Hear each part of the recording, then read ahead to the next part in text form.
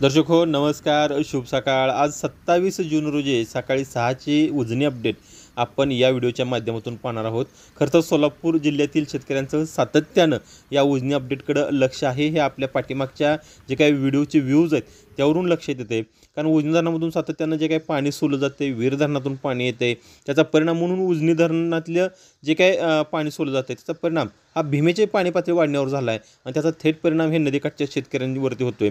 कारण आता लागणीचे दिवस आलेत, पेरणीचे दिवस आहेत आणि पावसाने या ठिकाणी सोलापूर जिल्ह्यामध्ये काही ठिकाणी ओढ दिली आहे, तेव्हा आता मोटरी सुरू कराव्या लागणार आहेत। मात्र पाणी कमी झाल्याशिवाय शेतकऱ्यांच्या मोटरी सुरू होणार नाहीत, कारण अनेक शेतकऱ्यांच्या ज्या केबला आहेत त्या केबला पाण्यामध्ये आहेत, काहींच्या मोटरी आहेत त्या वरच्या काढून ठेवलेत आणि पाणबुडी असतील तर त्याच्या जोडी ज्या आहेत त्या पाण्यामध्ये गेलेत। तेव्हा आता हे पाणी कधी कमी होणार आहे याकडे सोलापूर जिल्ह्यातील नदीकाठच्या शेतकऱ्यांचं सातत्यानं लक्ष आहे आणि त्यांच्यासाठी ही दिलासदायक बातमी आहे, कारण आता दोंडून येणारी आवक ही बऱ्यापैकी थोडीफार कमी झाली आहे।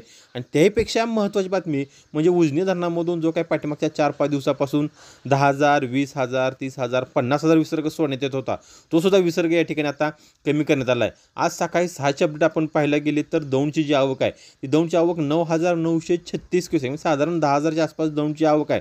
मात्र उजनी धरणामधून जो काही विसर्ग सोडला जात होता तो बहुतांश पद्धतीने कमी करण्यात आला आहे आणि काल रात्री 10 वाजल्यापासून तो विसर्ग हा केवळ 5,000 क्युसेक्स इतका करण्यात आला आहे।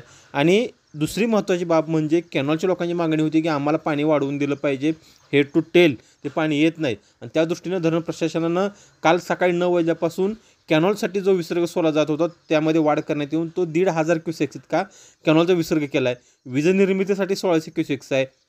बोगद्याचं पाणी या ठिकाणी सुरूच आहे, ते 900 क्युसेक्सनं सुरू आहे। अशा पद्धतीनं उजनी धरणातून जो काही विसर्ग जातो आहे तो केवळ 6,600 क्युसेक्स इतका जातो आहे।